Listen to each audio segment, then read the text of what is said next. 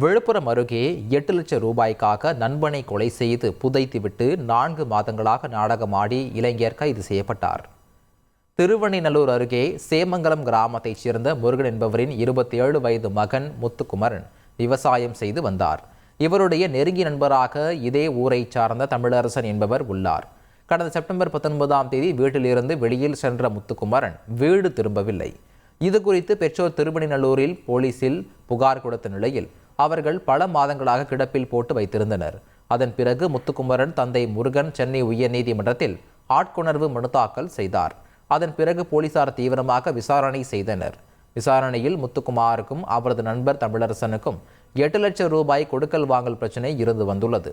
இதனால் முத்துக்குமரனை தமிழரசன் தனியாக அழைத்து சென்று கொலை செய்து புதைத்து விட்டது தெரிய வந்தது.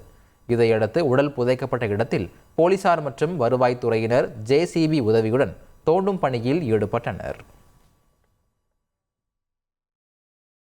19ஆம் தேதி அன்னைக்கு மாரி ஸ்டேட்டஸ் போட்டு வச்சுருந்தாப்புல, முத்துக்குமரனை நான் அதுமாரி உங்களெலாம் விட்டு போகிறேன், வந்து அப்பாவுடைய பணத்தை நான் தொலைச்சிட்டேன், அம்மாவுடைய நகை தொலைஞ்சி போனதுக்கு அப்பா திட்டினார் போனார்னு ஸ்டேட்டஸ் போட்டிருந்தேன் சார். அதை கஞ்சி நாங்கள் அதிர்ச்சியாகி ஊரை ஃபுல்லாக தேடும்போது தமிழரசன்றவன் அவனே எங்கள் கூட தேடுறான்.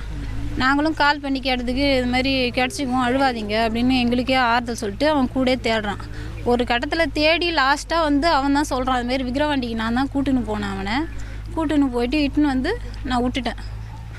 ஆற்றுக்கிட்ட ஒரு பாட்டை இருக்குது, அந்த பாட்டைக்கு நேராக விட்டுட்டேன். அதுக்கப்புறம் எங்கே போனான்னு தெரியல அப்படின்னு சொன்னான். சரி ஓகே அவன் சொல்கிறான்னுட்டு நாங்களும் காணான்னு 4 மணியே போய் கேஸ் கொடுத்து தேடினே இருக்கிறப்ப லாஸ்ட் வரைக்கும் கிடைக்கல.